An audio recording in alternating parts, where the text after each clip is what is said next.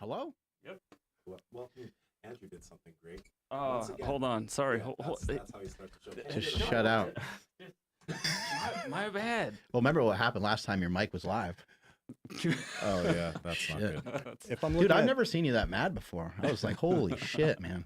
Don't if test. I'm looking at that camera, I'm looking at people, right? Yeah, like yeah, directly. Yeah, Okay, right there. Yeah. that's the one. Okay, I don't know. Make it weird and look at like the wrong one okay. the whole time. We're not supposed to break through the fourth wall. Every time he speaks, he just looks directly at everybody. For those of you watching, believe you me, brother. Hey, weren't we supposed to read ads? Yeah. Yeah. And then what happened to that? I don't know. What are you wearing right now? Oh, It's comfy, isn't it? hey.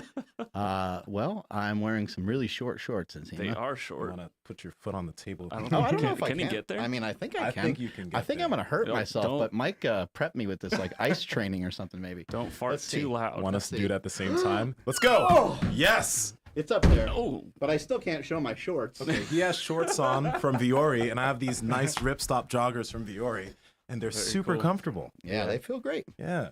Yeah, these have the built-in undies. I kind of like Mhm. those. Keep your junk all compact but not too compact. Not too compact. You don't want it like jammed down there too much. just the right amount of compression. Yeah, Yeah. feel good. I Yeah. like all the clothes they have. I got some pants that I was wearing the other night. I went to a place in Davis, went out to eat, looked like a civilized person, wasn't just wearing gym clothes, Damn. rocking some Viore pants. Got some compliments from our boy Carl Lenore. He's like, "What are those pants?" I was like, "These are Viore pants, buddy." Mhm. He's like, "I never heard of it." He's Yep. like, "How do you spell it?" I was like, "I don't know." It is, So, yeah. yeah, it is impossible to spell, but let me pull up some notes right here. Or actually, Nsima, can you tell me exactly how to spell it? The cool thing, real quick, is that like I almost feel wrong wearing the stuff in the gym because it's like it's so nice, but you can work out in it too. Mhm. It's like it's so good, but you spell it Vuori. Okay. So, and also what Nsima just said, like I've only trained in shorts that are pretty short for me. I'm not used to wearing shorts, Short but shorts are the way to Nsima has convinced me to get even shorter. But yeah, no, they're super nice. I wear those like on the weekends when it's like, I'm going to see people. I'm like, I got to wear my nice clothes today. So I reach for that Viore performance apparel. But yeah, really though, this stuff is second to none. You can put them up against any other apparel company in the world and they are going to beat them. And for you guys, we are offering they're offering you guys a 20% off your first purchase deal. Just go to viore.com/powerproject. No code needed. You guys will see like a banner that shows discount applied at checkout. Again, Nsima, how do you spell it? Because I'm going to mess it up. Vuori. Hey, .com Nice work. /power project. I knew you Nice could high do it. five. There you go. I knew you could Double do it. high five. Links to them down in the description as well as the podcast show notes. Can't recommend it enough. Head over there ASAP. the shirts, do they come with capped shoulders or like what's going on over here? Yeah, Mike, what's going on with put this a little guy? Yeah. something in there. I don't know what's going Are on. you upset? I'm not. My mom dressed me this morning, so I need to get some Lucky. Viore clothes here. But yeah, Why is Nsima so jacked like this over here? What do you think? What's your opinion? Professional opinion. my professional opinion. You've been around. You've been in the military. You've been playing sports. You've been doing all. Why is he so jacked? This guy. He claims it's from playing soccer. The soccer hypothesis runs true. I'm not even joking about it. It's real. Yeah, I mean, I'm he's, trying to he's poke holes in lean. it. He's Yeah. lean, so yeah. I mean, could be. That's it. Could be. Anyway, you had me sticking my hands in some ice today, and it got me all fired up. I'm messing around with this stupid sober October thing, but I did have a drink. We'll talk about that a little bit later. But I've been refraining from coffee and a couple other things. But sticking my hand in these ice buckets got me fired up, got me wired, and kind of felt similar. So maybe I got a new thing I can do in the morning. Yeah. We did some pretty new stuff for you, right? Yeah. Getting the hands in the ice, and wow, what did you think about that? Making knots and making bows, like I was making a bow as I was like doing a wall sit with a 25-pound plate on my legs, and then he was having me catching these the earthquake bars, catching the bars as he was kind of tossing them towards me, and I was trying to, but that was not working out so well for me because I had 3 of them, I only got 2 hands, and so I couldn't figure out how to take my one hand and come off of the one stick and then grab the other stick and then figure out how to go back and forth. but I was doing the best I could. But after doing the ice, it does kind of help you to, it actually, it makes it a little more difficult, but then it gets you to think more about your breath, gets you to think more about concentration as opposed to just like jumping right into it. So I liked it. I liked all the stuff we did. I thought it was really pretty awesome. Yeah, and to add, I mean, your heart rate was up. Your again, your breath. You had to focus on your breath, and yeah, it's good stuff. I remember you were telling him in the beginning, you were saying that you were trying to get him to control his breath while his hands were in the ice. So you're going to see how long it took him to bring his heart rate down. Yeah, yeah. Why was that? And how are you supposed to breathe to Sure. do that? So basically, the type of training we were doing was we introduced a little bit of cold exposure, and the research is out that localized cold exposure does a couple things. Has a lot of benefits on the body as far as your immune system and in generating thermogenesis, making your body warmer. But the number one thing it does is it elicits what's called a cold shock response. The cold shock response is a natural response to cold exposure, and its two primary functions is to decrease the amount of heat that your body loses and to limit the amount of heat that your body, so it limits the amount of heat that your body loses, and it causes your body to produce more heat. That's what I meant to say. And the other thing it does, it releases norepinephrine in your body. So your heart rate goes up, it elicits that stress response, activates the sympathetic nervous system. So you're in a semi fight or flight like response. And the breathing, you want to bring that response down as soon as possible. So that's what we're training for, is to delay the onset of the cold shock response and to mitigate the effects that high stress has on the body during times where you need to perform or when it matters the most. And we did a drill with Mark today, which you did really well, surprisingly very well today at what I had him do was, I had him at the most basic level get his heart rate up. So we did push-ups and kettlebell swings.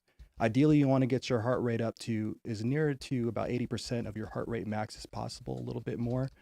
And then you want to introduce the cold. So I had him put his hands in a bucket of ice to about mid forearm. And I think we're picking up your, My bad. yeah. Want to put his hands in ice to about mid forearm, elicit that cold shock response, that fight or flight response, and then have him use his breath, use intentional breathing to bring his heart rate back down, go through that recovery period to get it as close to baseline as possible. And then I had him perform a series of movements that targeted grip strength, dexterity, so fine motor skills, and quick reaction time. We focused a little bit on that. And yeah, I'll give you about a B plus, awesome. B plus across the board there. Yeah, thank you. It was interesting. Mm-hmm. What I like about the just breath stuff in general, I've been working on it for a little while with things like dragging the sled and just even just in training, just trying any sort of training, anything physical, whether I'm running or it doesn't matter what I'm doing.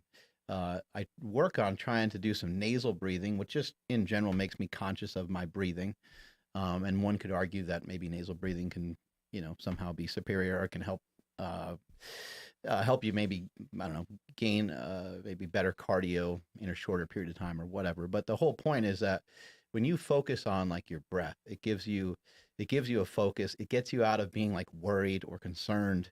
If you're trying to do a 5x5 with 500 pounds, for like a deadlift or something like that, like that's a tremendous workout. That's a lot to think about.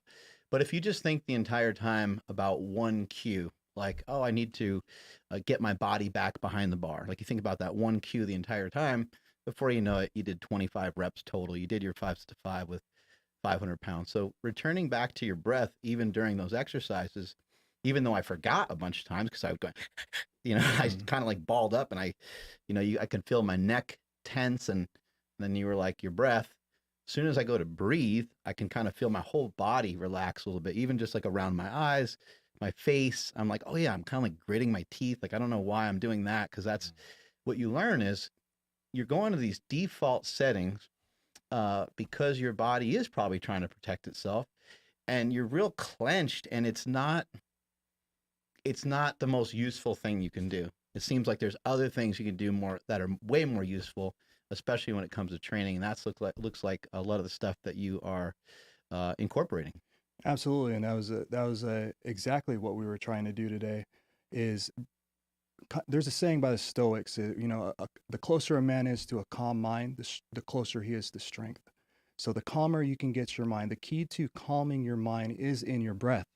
So if your breath is tight and short and chest, here tight up here in the chest, that sympathetic nervous system, that fight or flight, is going to remain activated. It is through the breath, through breathing in through the nose, getting that nice diaphragm breath through the nose and out your mouth like a straw, where we activate the parasympathetic nervous system and tell the body that, hey, we're okay. We're not going to die here. We can start to recover. Heart rate starts to come down. And that's exactly what we're doing. We're giving an artificial stimulus, an artificial stressor, which your brain can't differentiate between a real threat or an emotional threat or a stressor like a high intensity workout like we did. It reacts in the same way. Heart rate goes up, sympathetic nervous system gets activated, and the tightness, the short breaths, the throat closing up, the tunnel vision, the things that the athletes experience in combat and collision sports, or tactical athletes, law enforcement, military, that might experience in a high stress, high pressure situation. We can mitigate that through the techniques that you just described, is that box breathing, bringing that heart rate down. It's dope that we're talking about this right now, because there's a few ways that I've been trying to, I guess, control my breath in stressful situations. One, I don't have an ice bath or a plunge system or anything like that yet. But what I do in the mornings, I take a cold shower, and immediately when I get in there, I try to take really long, short breaths immediately when the water hits me. Not really long, short breaths, really long. Are you successful? Yeah, really. No, yeah. When I can. At first, maybe not. No, we mean at first when I first did when it. you first started doing it. Yeah. When I first started doing it, I was still keeping things through my nose, but I think the first 2 times my mouth did open. My mouth did open, but now I can walk in there, and my whole thing is just keep it all through the nose and keep the breaths long. And that's what I try to do, at least with cold showers. And then I also, in the sauna, I just try to keep the breath all through the nose, keep it long, and just try to control my breath in those situations. Now, I'm curious, from what you've seen, because you've applied this stuff to your clients, what are the long-term benefits that you've seen them able to have in terms of athletics or in terms of life, et cetera? Because I think that I'll stop there, but what are the benefits you've seen in the long term with those individuals? Right. So before I can answer that, I'll say what the research says about cold exposure and the effects that it has on the body short and long term. So we know that when exposed to cold locally, whether you just put your hands in ice or you submerge your full body immersion in ice, we have that cold shock response. With that comes benefits like improved immunity. We get that mitochondrial biogenesis, which you produce more mitochondrial cells, which has direct impact on muscular endurance. We see a short-term increase in strength immediately post exposure.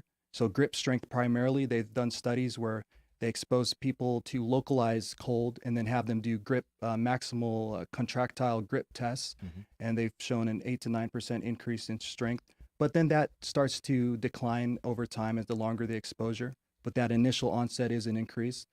We see a lot of benefits in terms of your body's ability to recover. So you can adapt and habituate to cold exposure.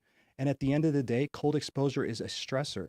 And again, the body doesn't differentiate between cold and a fight and a stressor at home, finance, whatever it is, family. It doesn't differentiate between any of that. So if you can delay the onset of if you can adapt to cold exposure, which elicits the same responses, then it'll make you better able to handle and more resilient to other stressors in life. And so with my athletes, I've used this type of training where I incorporate, I introduce the cold after a bout of high intensity effort. So again, get those responses going. And then I have them do the breathing to bring their heart rate back down. And then I have them do tasks that are specific to their goal. So I trained Colin O'Brady, which is a gentleman I trained to, 160-pound guy I trained to pull a sled twice his body weight, solo and unsupported, across Antarctica. We use this training to simulate the stress and pressure and necessity for quick decision-making in Antarctica alone. And a lot of that, as a result of cold exposure, is a loss of dexterity. When exposed to cold, the blood shunts from your extremities to protect your vitals.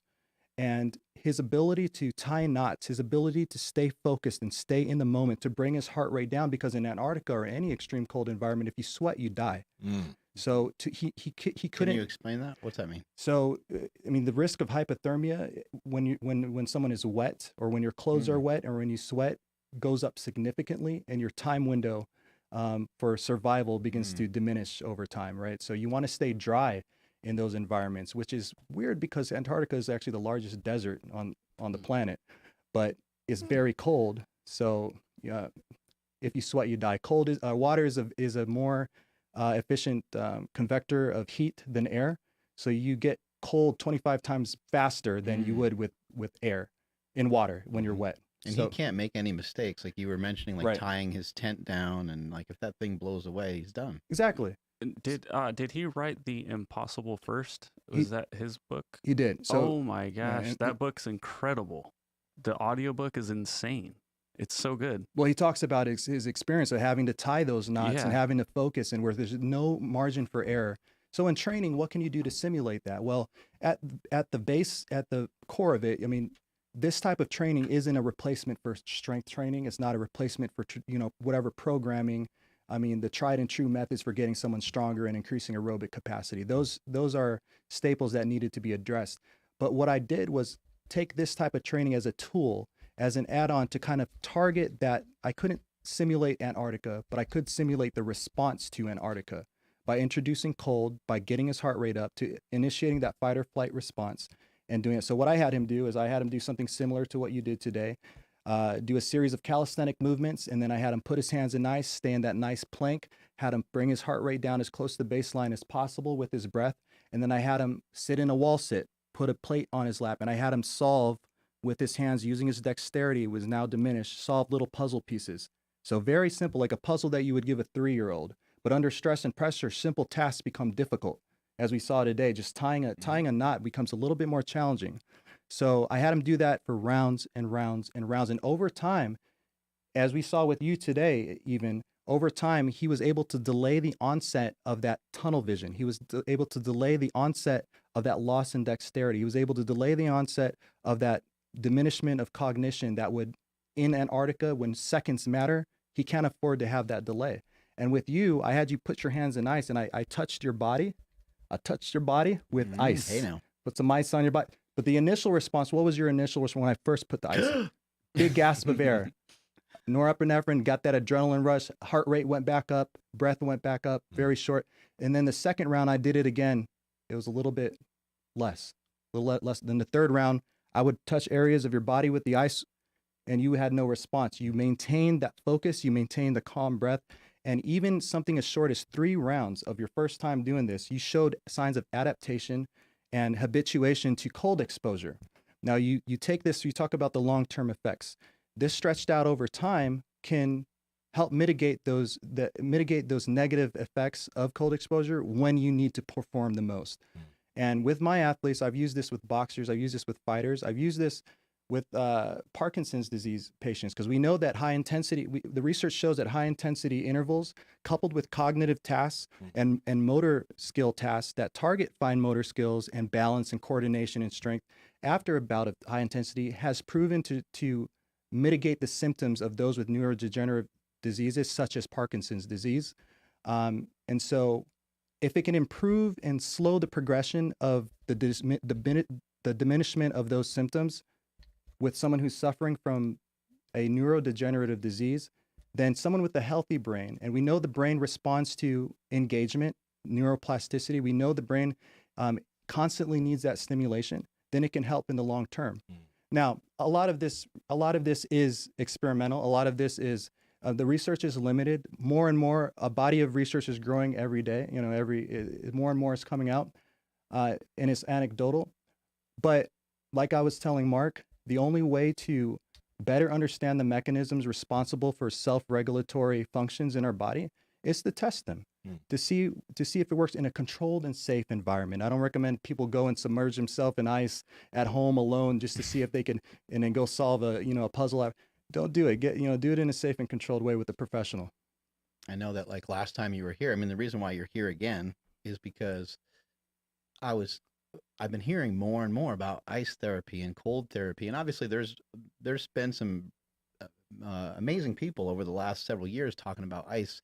So you're not the only person that I've heard it from, but there's more and more research coming out all the time. I'm hearing Andrew Huberman talk about it. There's been these studies out of Stanford where they talked about cooling the hand and it having like more profound effects than like anabolic steroids, which, I think sometimes they do these studies just to kind of get a profound effect to get the word out there on the impact that some of these things can have. But you came here, you started talking about a little bit of that on the last podcast, and I was like, oh, that sounds really interesting. But I didn't think about it too much. And then as I started hearing more people talk about it, I'm like, that motherfucker Mike, that son of a bitch. I was like, he's on to some shit. And one thing I really love, so I love powerlifting. I love bench, squat, deadlift. If people aren't like lifting weights, like I don't really want to talk to them. I want people in the gym. I want people to lift weights, right? But I do think that there's a lot of utility, and you're promoting lifting weights too, but there's a lot of utility in doing other stuff. Some of the stuff that we're seeing from our boy Ben Patrick, knees over toes. There's a lot of people promoting some of these different movement patterns that we should be working on. And I'm like, you know what? That was kind of foolish for me to ignore a lot of those things for so many years and lose mobility and those kinds of things. But what I'm thinking right away when I see some of the stuff that you're doing, I'm like, my dad can do that. And my dad would like to do that. My dad would be like, this is freaking cool. This is badass. I'm going to stick my hands in this ice and then I'm going to do a farmer's carry holding these towels. He doesn't really want to come in here and do a bunch of curls. He doesn't want to do like lat pull downs and seated rows. And he doesn't want to like learn how to do hypertrophy training and all that shit. And he doesn't want to train for aesthetics or do a powerlifting meet. But the stuff that you're showing people, I think can be really transformative, but also a great introduction to some strength training. Absolutely. Again, this isn't a replacement for strength training. It's a tool to enhance your strength training. So again, the ice improves grip strength. And that's one of the things that it does. It also it's been shown to improve isometric strength. So it improves muscular endurance over time. So that's why I had you do the isometric hold. So after the ice hold, I had him grab 2 towels connected to kettlebells, and I had him walk a course throughout the gym around these cones where he was getting lateral movement as well, but working that isometric hold, isometric movement, and working that grip post ice. So a lot of these things can be done by the general public, and it will improve certain aspects of their performance just day to day.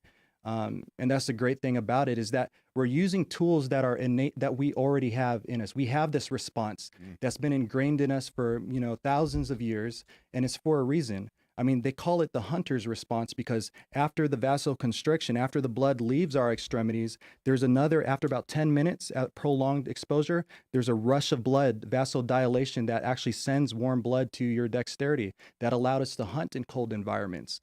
So we have these tools that are ingrained in us, this innate ancestral strength mechanisms. And this is what it's really about. These mechanisms are in us to be able to survive and be strong in the hardest moments of our life, in order for us to survive. So why not leverage these tools and seek to improve upon these tools that our ancestors fought and died and lived and survived and succeeded and failed and victory and defeat, all of this to pass on to us, for us to not use it and improve upon. So I definitely believe that, these self-regulatory functions in our body can be improved and controlled to a great extent through training. And the research more and more is coming out and is showing that. And I like from what Mark mentioned, I really do dig this because, if somebody only does strength training or they only lift in the gym, it's really good. Like they'll get stronger, their body will become more resilient. But if they're never really working on calming themselves down and working on their breath, they won't necessarily understand the benefit that what you're talking about has when they do get into a stressful situation. They are having an argument with a partner. They are in a situation where it's just like, right? Whereas if they're doing what you're literally practicing right now, they know to come back to the breath and calm yourself down. Exactly. And the cold is just a tool. Yeah. It's just there's a number of things you could do to introduce that stress. Cold is just a tool. I like to use the cold. I think it's a novel way to kind of elicit that response very quickly. Yeah. Doesn't take long. I touched your side for about 1 second, and right away you get that response, versus having to warm up and work your way up on like an assault bike to get there. We can do it instantly with cold. It's a great equalizer. Cold and water is the great equalizer. Military discovered that a long time ago. It's true. You put any stud, any great, gifted Olympic athlete, put them in cold water, make them uncomfortable. You introduce that cold aspect. a lot of the superficial things that we like to define ourselves as physically kind of go out the window, and it really goes down to your ability to adapt and habituate to external stressors. Speaking of, oh, go ahead. I was going to ask, can you retain some of that stuff? So like with what Mark did today, if he were to do it again without the, I don't, if he wanted to like go for time or something, I don't know, or maybe go for strength, can he retain some of that added strength from like the grip strength that he got from using the cold therapy? Like, will that be there later, or is that just for the here and now to get a different type of stimulus? Right. So like any adaptation, it takes time. So he saw just in that short session we had today some adaptation, which is cool because we're talking about the nervous system here. It's not just muscle where it needs to like recover and break down and go through that whole process. This is the nervous system we're talking about. It's not going to happen.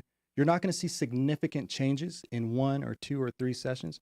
You got to incorporate this over a span of an entire training cycle to really see the benefits. It's got to be consistent, just like anything, just like getting stronger, just like being more, improving your cardiovascular, improving your maximum strength. You have to program it into a training program. It's not going to happen overnight. And the key to all of it is consistency. There's not a single successful endeavor in the world that's happened without consistency. Come on, bro. We don't want to have to be consistent. It's the heart. It's Help the us heart. cut some corners here, Mike. Come on. Damn it. There's a pill. Yeah, I like what you're saying right there. And I to Andrew's point, I actually heard some more information about this kind of more recently, where there was a gentleman on Andrew Huberman's podcast. I can't recall his name, but they talked a lot about cold therapy, and they talked about the training effect. So you do the cold therapy. Let's say you're just hypothetically 5% stronger during that training session, just exactly as you're pointing out. It's going to still take time. It wouldn't be any different if you tried to gain weight to be able to deadlift or bench press more weight. You might be able to lift more weight once you gain the weight, but for you to really keep it and to continue to make progress, you have to do it consistently for a period of time. And then your body will adapt, and then your body will hold on to it. And the same would go with even losing some weight. If you were trying to get stronger or better on any body weight exercise, or maybe just have a faster mile time, you might lose some weight and notice you're a little faster. But for you to adapt and to continue to get faster and faster, you're going to have that new weight. That's why like people will refer to it as like a fighting weight or like a training weight. And they get to these specific weights. It's because it does need to really be ingrained into your body. Absolutely.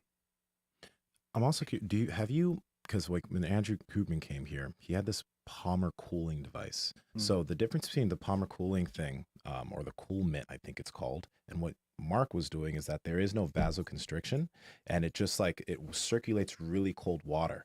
And I don't know if were you talking about the episode with the old doctor? Mm-hmm, yeah. Yeah. So that was Dr. Craig Heller.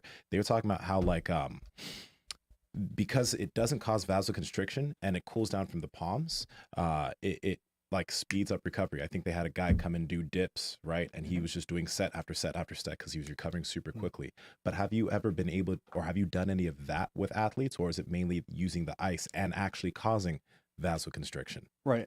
So I haven't done that with my athletes without the I've just used the ice. Okay. And so with the ice comes that vasoconstriction, the peripheral vasoconstriction. It's just the surface of the skin, right? It's not a deep cold, right? We're not talking about nerve damage here. We're just initiating a response. But what you're talking about is localized cold exposure, which has been proven without the vasoconstriction, you're still going to get some benefit from having that cold exposure. Again, it's going to elicit that response. It's just not going to have the vasoconstriction. Yeah. So vasoconstriction is only one mechanism of the cold shock response.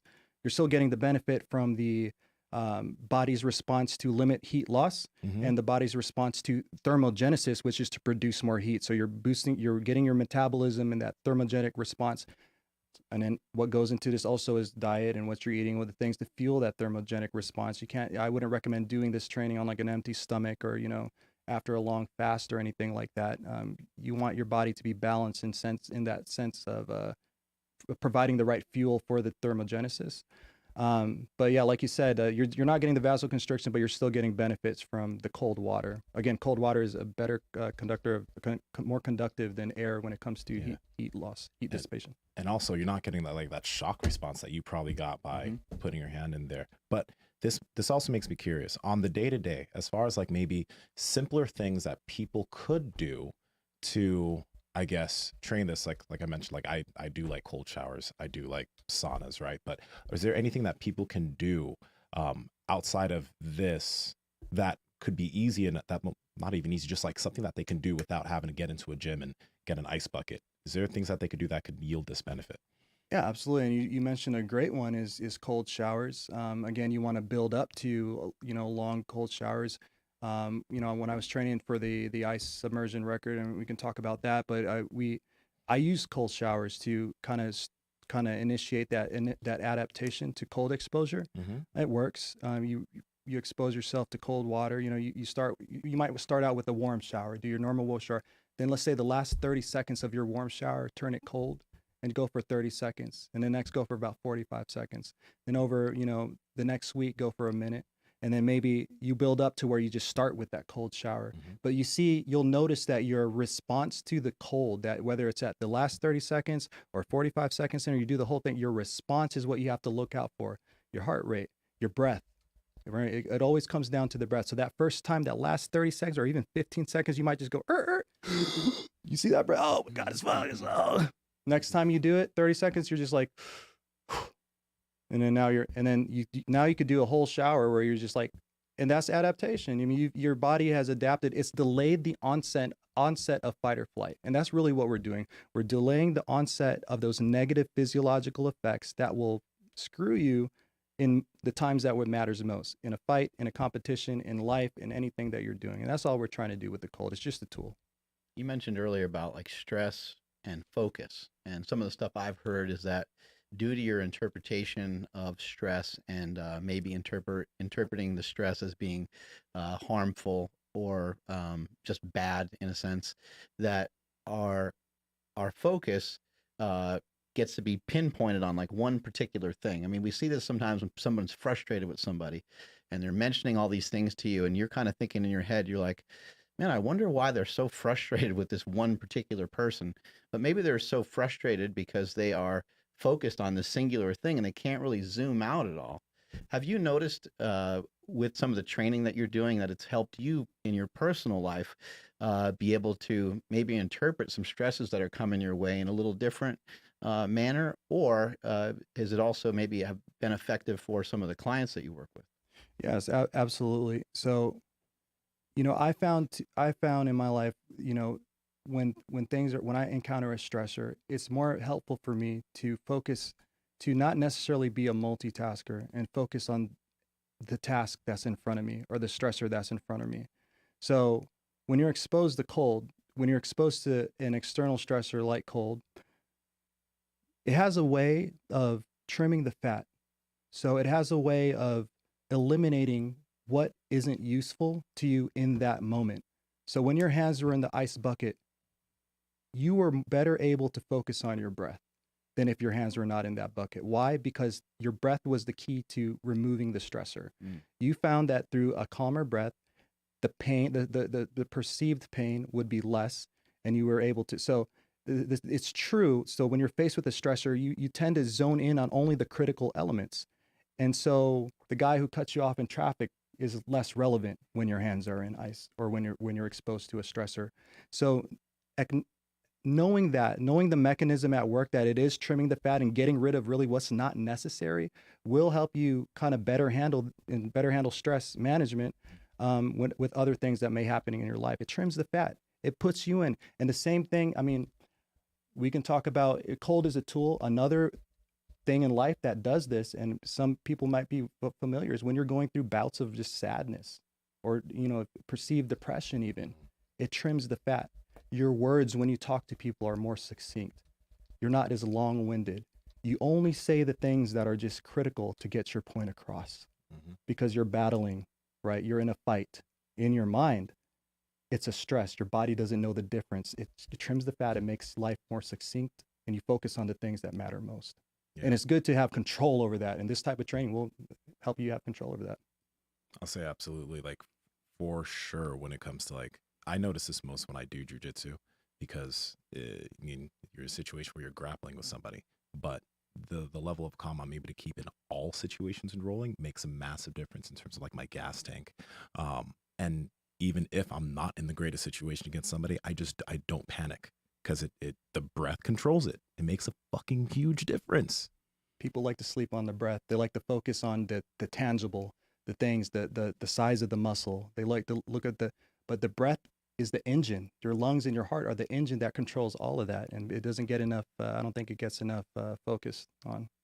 Yeah, and I think a lot of people are focused in on the world records that you've broken, and it's a misinterpretation of kind of who you are, and it's a misinterpretation of some of your goals, and it's a misinterpretation of the fact that you're very, very consistent with a lot of the stuff that you do. I was asking you about pull-ups, and I can kind of see right away, I'm like, this is like somebody asking me about bench. Like, I just don't want to talk about it anymore. It's not so much I don't want to talk about it anymore, but it's a long history of stuff that you do to become a Brazilian Jiu-Jitsu black belt or something like that, right? It's not like, what can I do to become a black belt? It's like, well, that's a really long ass story. What can I do to become a master in the bench press?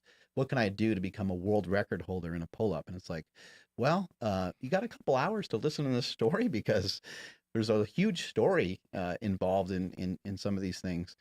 And I think that people kind of are missing out on some of the finer things. Have you ever messed personally with like changing your cadence of your breath other than like just kind of calming down? Have you ever tried to do anything with, I know this is extremely dangerous, but you ever mess around with like any sort of oxygen debt or anything? Absolutely. Anything weird like that? Because I know that, shit, that would be very, very hard from a mental perspective to try to deal with something like that. Right.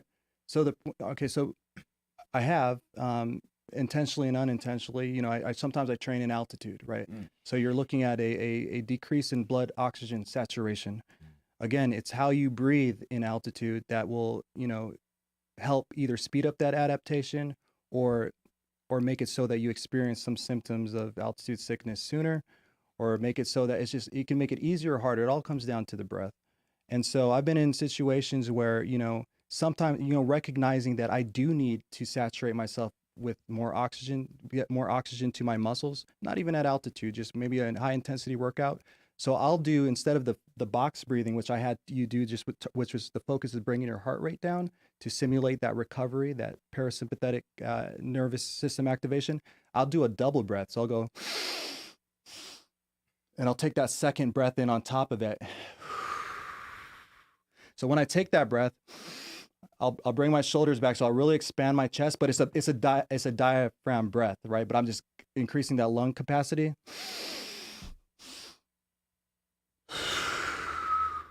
And then as I breathe out, I'll kind of let my shoulders round, bring my diaphragm down in, and really get that full breath out. And what I've noticed is I'll get, and I've looked at my, a pulse oximeter, I'll get more blood oxygen saturation, and I'll be able to perform better. So there's different types of breathing, and it's breath work is is important and is key to regulating your body back to that homeostatic state. Let me, real quick question. I know it's probably some people in the audience will be like, that's so basic, but I think some people might not really know. How do you train people, or how do you help people to start breathing into their diaphragm? Because some people don't even realize that they're not. Some people are still taking chest up here. Big belly breath. So as a trainer, if you're trying to improve someone's breathing, if you want them to get the diaphragm, there's a lot of different cues you can use that we can talk about. You did a great one. When I was going, you actually just breathed. I don't know if that's the word. You took a breath loudly, and I heard you do that, and then I did it. Something as simple as an audible cue like that can help. Some people need more hands-on. Mark, it's easier. It'll probably be easier for you than someone who's just like a beginner. Sometimes, and that's a testament to your level of experience and your level of training. Is sometimes you could just hear a cue. Maybe it wasn't me. Maybe it was someone like in the background that you just heard it, and you were just so in tune that it just somewhere just hit that. And but for people who just are starting out, who don't know how to breathe through the diaphragm, I would start lying flat on your back. Put your hands on your belly, and something simple as you breathe in through your nose, okay, imagine a channel that's going from the crown of your head down to your down to your perineum, right? If you know your perineum, it's your, can I say gooch on here? Yeah. It's the space between worlds. I like that. So you put, just imagine that channel. And as you breathe in, you're sending air through that channel, and you don't have a heart, you don't have organs, you don't have anything. It's just a vase. So as you breathe in through your nose, that air is going down through that channel, and you're going to push your hands away from your body with your breath alone. Not muscle, not anything. You're just going to breathe in, and your hands are going to move away from your body. Once you fill that breath up, that push your hand away from your body, you filled up that vase, you're now going to squeeze that perineum. So without exhaling, you're going to hold that breath, squeeze the perineum. So now we're getting pressure going down from the diaphragm. We're getting pressure coming up from the perineum. And you could really feel that trapped air. Now, when you exhale, like a snake, let it all out, all the way to its full, and do this and repeat the same thing. Squeeze the perineum, diaphragm down. Then let that air out. Do this lying on your back so that gravity is also working. I think I just came a little bit. Whoa. Ooh, yeah. Yeah, these shorts are pretty short. Was I supposed to be doing Kegels during that? It's just a tool. Oh. Do you tell Sorry, people to I keep got an eye on excited. their? Do you have people keep an eye on their shoulders? Or- So when you're on your back, the focus, I really want it to be on the diaphragm. I just want you to just move your hand away from your body and back. And as you exhale, I want you to bring that hand in closer to your spine as that air is coming out. Imagine that you're breathing out through a straw, right? And then you want to just get that down. Once you get that down, you could do it standing up. Now, you could even do it laying on your belly. And once you've progressed to where you can move your hand away, try to just lay flat and move your body away from the ground with your breath, with your belly. So you're really filling up that six-sided cylinder, which is your core, but you're actually just filling up that vase through that single channel that's running through the center of your body. And you're making room for all that air by imagining that you don't have a heart, you don't have anything else there. It's just filling up with air. What the hell's the deal with you submerging yourself in ice for, I don't know how long it was, a world, another world record of yours. What was the deal with that? And you broke it? I broke the world record for the longest full body submersion in ice back in January. So Wim Hof had it at one point. It was then a Polish gentleman beat it after him, and then a French guy beat it after him. What's the rules to full body? Like, does it have to have, you have ice around your head kind of too, or what? Like, what's Everything the deal? but your head. So it's Okay. basically shoulders down. It has to be in contact with ice. So I sat in a box that was filled with 600 pounds of ice up to my shoulders, and I sat in it for 2 hours and 40 minutes. The previous record was 2:34. I did 2:40. My goal was 3 hours, but I had some complications toward the end where I just needed to break the record and get out. What made you stop? So again, going into this challenge, I used a lot of that breath work. So I used the practice called tumo breathing, tumo meditation. It's an ancient Tibetan practice used for thousands of years as a way for monks to generate heat using bioenergetic breath work, breathing, and visualization. So a lot of people, they was like, well, that's kind of like the Wim Hof method. Similar, except the Wim Hof method doesn't focus as much on the visualization and tapping into like that spiritual aspect of it. His is mostly focused on the physiology of it, the pattern in which you breathe. He's like a 3-step method of doing it, which is great. It works. But with the Tumo, it's more of that visualization. And for me, visualization is a key thing that I've used throughout all the challenges I've done. So for me, it was right up my alley. Not so much the spiritual or religious side of it, but just the visualization really helped in visualizing that fire, that flame in my body and expanding out through my extremities and being fueled by the pattern in which I breathe. So that enabled me to while I was sitting in 600 pounds of ice, my core temperature went up, my blood oxygen saturation maintained a good level, and I was able to beat that record with 2 hours and 40 minutes. Dude, so god dang, there's so much I'm curious about here, but as far as the pattern of breathing, what was that like? Were you breathing a lot through your nose? Was it nose and mouth? What was that? And is it the entire time? Yeah. It's the entire time. So as soon as the ice was as soon as that timer started, I started initiating that breathing pattern because I had a very small margin of air, margin for which my body temperature could drop. I didn't want it to drop too low. I was exposed directly to ice, so without that generating that heat, I probably would have went hypothermic rather quickly. So I needed to incorporate mechanisms through the breathing and visualization, through the TUMO practice to keep my core temperature and my and that visualization and blood oxygen up. And then did you get your like skin temperature? Yeah. So checked? around my body, I had a core temperature sensor. It was actually a thing that sensed my core temperature, and also had a pulse oximeter on my finger to measure my blood oxygen saturation. And so I did it live. I streamed it live on Instagram, the entire thing, and every couple minutes, I would turn my biometrics around and show people that, hey, I got up to 101 degrees core temp sitting in 600 pounds of ice. No. And I attribute it in large part to the breathing. Whoa. I attribute it in large part to using these techniques. It's really, I mean, I was going through a lot of feelings too. Like sometimes a part of it, I was feeling like I was burning alive. I felt numb for some of it. But despite what I was feeling, I stayed consistent with my breathing and my visualization. I let those thoughts, those feelings, those sensations come and go, and just stayed consistent with my breathing and my visualization. And I was able to surpass that mark and get the fuck out of that box. Cause Did you end up with like any like psychosis or like psychedelic like experiences from like going through that, or not really? None other than the abyss that is my own thoughts anyway, in deep, like you would go into a deep So you're just train thinking of that thought. right now. Right. But no, I didn't have any psychedelic It experiences. wasn't anything too crazy. No, nothing too crazy like that. And then what did make you stop? So towards the end, sitting stationary in the ice, my heart rate started to go up. I began to lose control of that heart rate regulation, and I was sitting there in 600 pounds of ice, and my heart rate was like 220, just sitting stationary. Mm-hmm. And so with that, I started to sweat. When you sweat, you start to get wet, and you start to get colder, and things like that. So the breathing and the visualization isn't some miracle technique that will make you impervious to, but it'll make you go a little bit further than you thought you could when exposed to those type of elements. So your heart rate ended up going to 220, but during the time when you were successful, what was your heart rate at for most of it? Stayed consistent at between 70 and 80 for about 3/4 of it. Then the last like 20, 30 minutes, it started to incrementally creep back up. Then it got to like 220, and then blood oxygen saturation was going up because my heart was beating so much, or saturation started to go down. And I made the decision to call it at 240 after beating the record instead of going to full 3 hours. Just felt at that point, I'd already broken the record, and. And what did Wim do? Like, what was his time? I think he when he broke it, he had like an hour 30 or an hour 40. Wow. I did 240.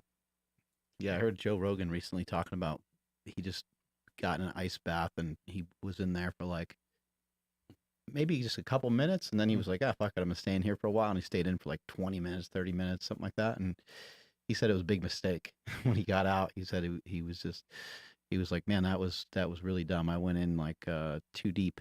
When you finished this, I mean, did it take you a day to recover? Did it take you 3 weeks to recover? Are you still trying to recover from it? Like, what happened? In terms of heart rate and in terms of like my breath and like the physiological responses on the surface, like the shivering and things like that, being removed from the ice, that cold temperature, then being put into like another environment, I went into a little bit of like a shock response, getting adjusted to that different, because I was going from ice to room temperature. And so that took a couple hours for me to recover from that. As far as nerve, I had some frostbite associated with my feet. So the nerve situation with that took a couple months to get back to full. I mean, I never like completely lost feeling in my feet, but pins and needles every now and then I would feel, but that took a couple. I mean, nerves take longer to heal than muscle. We know that. So, but I've pretty much fully recovered from that challenge by now. What about the pull-up record? Are you still feeling the effects of that? No. So the pull-up record jacked me up the first time. As you know, the first time I failed that record, torn muscles in my forearms, biceps, and I had rhabdomyolysis. The kidney effects on that lasted a few years. It never really quite went back to normal. Was kidney? Yeah, so rhabdomyolysis is like a breakdown of the myoglobin in your blood. The particles are too big for your kidneys to filter, and it increases the creatinine in your You can die in your from blood. that, You right? could die. You could die. Yes. Did your muscles get crazy Yes. swollen and all that? Like, Got swollen like a balloon. There's footage of me sitting in the hospital bed. I look like the Muffin Man. what do they do for that? They put a lot of fluids in you, and you just gotta, you've got to just wait, let time run its course, and they get an IV in you and just let your body kind of naturally process that stuff out. It depends on how severe it is. It could be severe to the point where you get irreparable kidney damage. You need dialysis. I didn't get to that point, luckily. But for me, it was just like getting IVs in me and just letting me stay in the hospital for a few days. So past that, I came back a year later, and the record at the time was 4,030 set by Goggins. But that was no vest, right? That was no vest. Came back a year later and broke it with the 30-pound vest, did 5,804 pull-ups in 22 hours to beat the record. At the time, it had been beaten twice already. Yeah, that's wild. Yeah, so like while you're going through like recovery, you're starting to get back into training. Yeah. And as you're getting back into training, the record's being broken to a point where you need to do more reps. Why the extra 30 pounds? The first time you tried it, did you try it with a 30-pound vest? I'm the type of guy, like I don't fail. I call it a failure. I said I failed, but I don't look at it as it's not a definitive thing. I don't see it as like, okay, I failed, so I need to go back. I wanted to prove to myself and to other people that you can come back stronger after a quote unquote failure. So I can not only beat the record, I'll beat it with a 30-pound vest to show that, it's not definitive. It's not fatal. You can come back. You can even come back stronger and get it done. And I did it also to symbolize the emotional and physical burden that some of our vets come back with after war. I'm a vet, been in the Navy for 11 years, had friends that suffered some of those things. So I wanted to bring awareness to a good cause. So the vest, it wasn't a vest, it was a pack. The weighted pack kind of symbolized that. And that was all there was to it. I mean, the vest wasn't something to like, oh, well, look at me, I could do it with the vest. It had meaning behind it. And I was fortunate enough. I mean, the second time I did it, I was more prepared. I went back to the training, went back to the drawing board, and it's only failure if you stop reaching that goal or that aim. The second you stop, it's failure. But if you're doing other things, if you're like making adjustments, you're finding a different way to train, you're seeking out a mentor, you're doing that is not, by definition, that's not failure, because you're still moving toward that goal. You're still moving toward it. It might take you a little longer, might have had it make a wrong turn, but the only wrong turn is a turn not taken. So you can take as many wrong turns as you need to, but if you keep taking turns, eventually you're going to get to the finish line. You're going to get to that goal. So, I know you don't care about what I'm about to ask here, but it makes me curious. You have this record, and it's with a 30-pound vest. That means no one can really come and say they broke the record unless they wear a vest, right? Look, anyone who wants to go try this record, I don't recommend anyone do the ice. Anything that I do it, I have a purpose behind it. It's just me, what I personally choose to do to express my gifts to the world. Yes. And the risks that are involved with it, I have accepted and taken on, and I do everything in my power to mitigate those risks. So I don't recommend anyone go out and try 5,800 pull-ups just on a whim. So with the vest, if someone wants to go out there and train for it, hit me up. I'll help you train. I'll give you advice. I like seeing people go out there and getting after it. I don't care about records. I'm not defined by a record. Records will be broken for all of eternity. As long as I'm more curious about why Except for your record with the weighted vest. I don't know. Who knows? I'm concerned about is why you're doing it. What drives you to do it? That's what I want to know. Like, okay, great, you're doing the record. Why though? What's the driver? What are you passionate about? What's your purpose behind it? That's what I'm more concerned about. What's been your main purpose? My purpose is my purpose is everyone has a gift. Everyone is here to express something in their life. Everyone is here to be great at something. Be a teacher, be a lawyer, be a mentor, be a doctor, whatever it is, a coach. They have some sort of greatness in them, but maybe don't recognize it, right? They don't recognize it, or they're unwilling to step out of that comfort zone to go explore what that is. Again, we have this strength that's been passed down to us. These responses I was talking about. It's a strength that our ancestors fought and died, and they went through struggles and defeat and all these ups and downs. You're 1 out of a billion sperm, right? Yeah. So you're strong from the start. So the second you come into this world, you're already chosen for this work, right? And you get here with generations of strength. By virtue of you even being alive is a testament to generations of strength. For you to what? To squander your gifts, not step out of your comfort zone, not take the leap off that precipice for what? Because you're scared? I mean, you're looking at, so for me, that's my purpose. I want to share that message with people, and hopefully when I die, leave this world in a better place to where people won't be as afraid to step out that zone and reach that potential, because it really is a waste. And I'm seeing it more and more today. People scared to kind of step out of that comfort and reach for that potential that they have. Everyone's destined to be great at some. Not enough people. A lot of people go to the grave and take that potential with them. So that's my purpose. We get stuck, you know, and we see the gifts that other people have, and we don't notice that we have a bunch sitting right inside of us too, you know. And you look at the next guy or the next girl and you're like, man, why do they have this, or why do they have that? Or you look at their genetics or whatever the hell it is, and here you are with amazing genetics, but maybe just in something slightly different. Exactly. I mean, comparison is the thief of joy. You know, focus on you. You got some tremendous gifts if you're just willing to just block out, trim the fat, and block out all the naysayers, block out all what people say that you can and can't do. You're too big. You're too small. I was asking you a question about, you know, being jiu-jitsu and being big, and I'm sure there's a lot of people that say, well, all that muscle is going to be bad for you. All that muscle is going to be a drug for you, but you're doing really great because you didn't allow all those external factors to compromise the self-belief you have in yourself, because you're true to that innate strength that you were born with, that we all are. Has expecting a son changed that purpose at all? I got a son on the way. He's coming in November. Michael Raymond McCastle II. Congratulations. Thank you. Yeah, it has and it hasn't. My purpose has always been to leave this legacy of footsteps for other people. So now I just have a direct person. I have a son who can now see the things that I've done and hopefully be inspired to pursue his own path. I don't want him to necessarily follow my path, but I want him to have the courage and the confidence and the strength of will and spirit and to step out of that zone, to trim the fat in his own life in a way that is true to himself. To thine own self be true. As a man thinketh, so is he. So I want my son, I want to instill those values in my son, and I want to do it by example. I want to say, here, look, you don't have to do this. It doesn't have to be physical. You don't have to go and break records, but look what's possible. When I trained for the pull-up record, I could do 10 pull-ups. I could do 10, maybe. Throughout the thing, we were talking about it earlier, I could do maybe 20 consecutive. The 6 inches between your ear, it's the mind that you have to really, it's the self-belief. You will always be what you believe you are.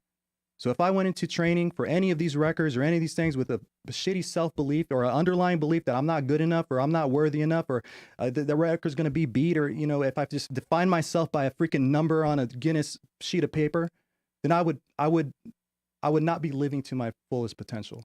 And I think a lot of people get caught up in the weeds with numbers and records and accolades, and they define themselves by that. But if I took all your degrees and accolades and paper, put it in a basket and burned it, then what do you have? You're nothing. Because you put all your eggs in that basket. You got to find a purpose and a passion that's deeper than a record, that's deeper than the goal itself that you're looking for. It has to be in service to something bigger than yourself. And that's what I hope to leave for my son. The visualization piece that you were talking about, as far as the ice bath record, I want to know, because you mentioned something that there was a spiritual aspect to that, right? Yes. But where else, along with that, where else do you use visualization to benefit yourself? And also, maybe how do you advise that people do that as athletes? Because a lot of athletes talk about that. And there's a lot more to it than just, at least a lot more benefit than just visualizing. Absolutely. I use visualization with anything that I want, any goal, anything that I put my mind to that I really want. I have to visualize it. I have to see it. If I don't see it, then how can I create a plan to get there if I don't see it? I need to be as detailed as possible. I think people don't go into as much detail. They visualize the outcome, but they don't visualize the process to get there.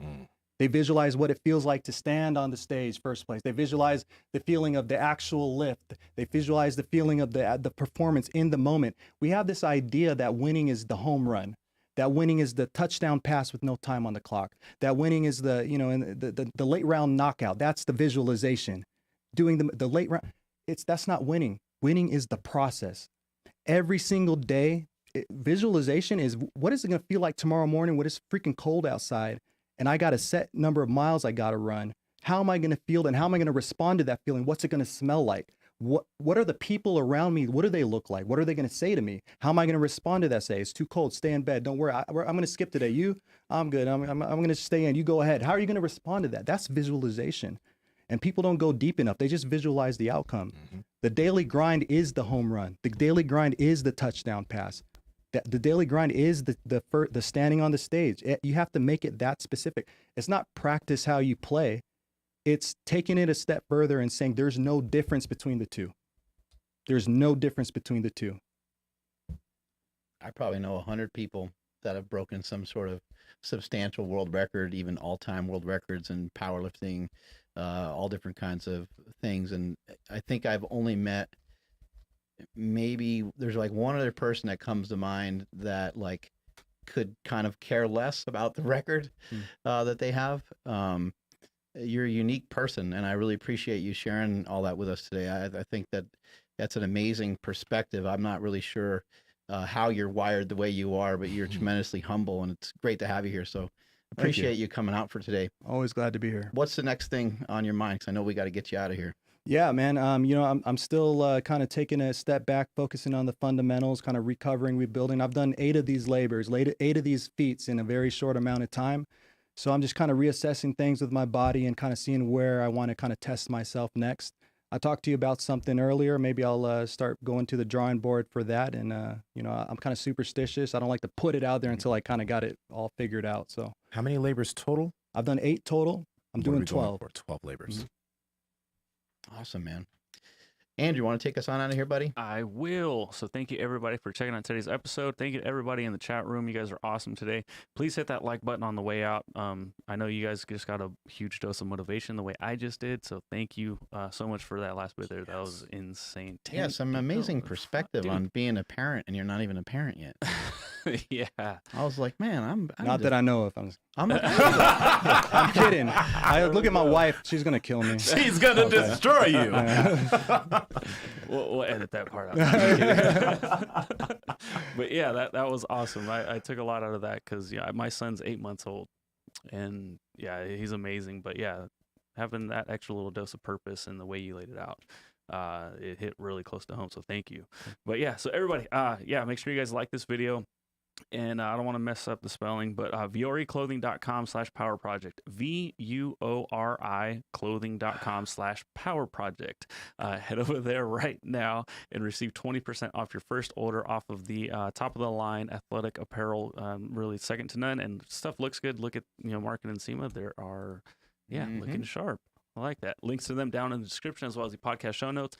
Please follow the podcast at Mark Bell's Power Project on Instagram, at MB Power Project on TikTok and Twitter. My Instagram and Twitter is at I am Andrew Z, at the Andrew Z on TikTok and Nsima. Where you at? Guys, don't forget, we did have a podcast with Mike about 1.5 years ago when we talked about a lot of stuff and deeper into what the 12 labors were. So if you heard this one, go listen to that one. But Nsima Inyang on Instagram and YouTube, and Nsima Inyang on TikTok and Twitter. Mike? At Mike McCastle on all social media, MikeMcCastle.com website. Strength is never weakness. Weakness is never strength. Catch you guys later. I'm at Mark Smelly Bell.